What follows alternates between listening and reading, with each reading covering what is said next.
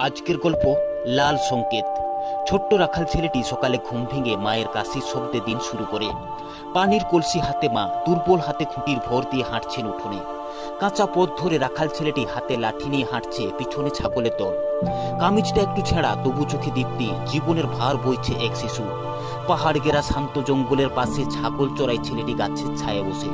আকাশে ভেসে চলা মেঘের দিকে তাকিয়ে সে যেন হারানো বাবাকে মনে করে। হঠাৎ গাছের আড়াল থেকে চোখে পড়ে একদল লোক কিছু একটা খুলছে ট্রেন লাইনে। চোখ কুচকে চুপচাপ তাকিয়ে দেখে ওরা যেন আতঙ্ক ছড়াতে এসেছে। লোকগুলো দৌড়ে পালিয়ে যায়। ছেলেটি ছুটে গিয়ে দেখে ক্লিপ খুলে রাখা ট্রেন লাইন। হৃদয় কাঁপে, একটা ভুল শত প্রাণ যাবে। চোখ বড় বড় করে তাকায় সে। ছেলেটি ভাবে কিছু করতে হবে। সে জানে লাল পতাকা মানে বিপদ। একটি গাছের লতা নিংড়ে ট্রেন লাইনের পাশে কুড়িয়ে পাওয়া ছেঁড়া সাদা গেঞ্জি রাঙিয়ে ফেলে লাল রঙে। একটি শক্ত ডাল খুঁজে নিয়ে সেই জামা বাঁধে পতাকা বানাতে। ঘাম ঝরছে শরীর থেকে, তবুও হাতে শক্ত করে ধরে সে লাল পতাকা। ট্রেন আসছে দূর থেকে, সে ছুটে যায় লাইনের পাশে দাঁড়িয়ে পতাকা ওড়ায়। জঙ্গল কাঁপে, বাতাস থেমে যায়, এক শিশুর দৌড়ে জন্ম নিচ্ছে ইতিহাস।